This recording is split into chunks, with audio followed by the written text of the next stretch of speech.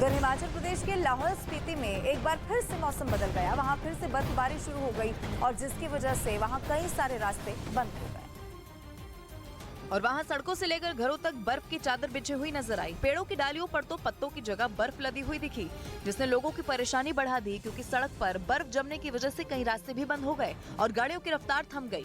लाहौल स्पीति में भारी बर्फबारी की वजह से तापमान भी तेजी से लुढ़क गया। ऐसे में प्रशासन ने भी लोगों को गैर जरूरी होने पर घर से बाहर न निकलने की सलाह दी और पर्यटकों से भी एहतियात बरतने की अपील की। उधर जम्मू कश्मीर के डोडा में जमीन खिसकने से हड़कंप मच गया, क्योंकि डोडा के जिस इलाके में जमीन खिसकी कुछ वक्त पहले ही बताया गया था कि वहां के घरों की दीवारों में दरार आने की वजह से 3 घर जमींदोज हो गए थे।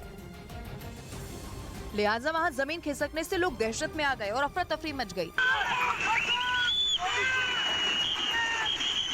जमीन खिसकने से बड़े बड़े पत्थर और मलबा सड़क पर आ गया, जिसकी वजह से वहां आवाजाही बंद हो गई। डोडा के नई बस्ती में मकानों में आई दरार और जमीन खिसकने के बाद प्रशासन ने एहतियातन रात को डोडा से किश्तवाड़ के लिए गाड़ियों का आना जाना बंद कर दिया। डोडा के अलावा जम्मू कश्मीर के रामबन जिले में जमीन खिसकने से मलबा हाईवे पर आ गया और जिसकी वजह से श्रीनगर हाईवे बंद हो गया। और इस बीच जम्मू कश्मीर के पट्टन में भारी बर्फबारी का असर वहां की ट्रेन सेवा पर भी दिखा, क्योंकि बर्फबारी की वजह से वहां करीब 3 घंटे तक ट्रेन सेवा बाधित रही और चारों तरफ बर्फ ही बर्फ बिछी हुई नजर आई, जिसकी वजह से रेलवे प्रबंधन को 2 ट्रेनों को करीब 3 घंटे तक रोकना पड़ा, जिसकी वजह से कई यात्री बीच रास्ते में ही फंस गए। जिन ट्रेनों को रेलवे ने रोका उनमें से एक बनिहाल से बारामूला और दूसरी बारामूला से बड़गाम जा रही थी। बर्फबारी की वजह से ट्रेन हादसे का शिकार न हो जाए, इसीलिए एहतियातन उसे रोक दिया गया और करीब 3 घंटे के बाद ट्रेन सेवा फिर से बहाल कर दी गई। लोगों के गुस्से की आग में जल रहे पाकिस्तान के लिए एक और बुरी खबर आई। अमेरिका की संस्था अटलांटिक काउंसिल के एक सर्वे में यह चौंकाने वाली बात सामने आई कि अगर पाकिस्तान के हालात ऐसे ही रहे तो उसके टुकड़े हो सकते हैं। यानी साफ शब्दों में कहें तो पाकिस्तान का अस्तित्व ही खत्म हो जाएगा और इसके लिए जिम्मेदार खुद पाकिस्तान की सरकार होगी, क्योंकि दिन बीतने के साथ ही वहां के हालात और भी बदतर होते जा रहे हैं। लोग अनाज के लिए सड़कों पर लड़ रहे हैं, खाने पीने की चीजें बाजारों से गायब होती जा रही हैं।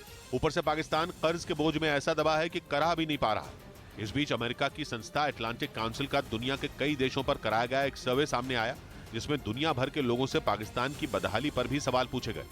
सर्वे के मुताबिक ज्यादातर लोगों ने यह माना कि अगर वहां ऐसा ही चलता रहा तो आने वाले 10 साल में पाकिस्तान के टुकड़े टुकड़े हो जाएंगे। इधर दिल्ली के आबकारी घोटाला मामले में गिरफ्तार राजेश जोशी नाम के आरोपी को राउज एवेन्यू कोर्ट ने 13 फरवरी तक ईडी की रिमांड में भेज दिया। चैरियट एडवर्टाइजिंग नाम की कंपनी के डायरेक्टर राजेश जोशी को एक दिन पहले गिरफ्तार किया गया था, जिन्हें कोर्ट ने 4 दिन की हिरासत में भेज दिया। राजेश जोशी पर गोवा चुनाव के दौरान शराब घोटाले के आरोपी दिनेश अरोड़ा से अपनी विज्ञापन कंपनी के जरिए 30 करोड़ रुपए लेने का आरोप है। ईडी के मुताबिक दिनेश अरोड़ा ने वो 30 करोड़ रुपए दिल्ली में नई आबकारी नीति आने के बाद अवैध तरीके से कमाए थे।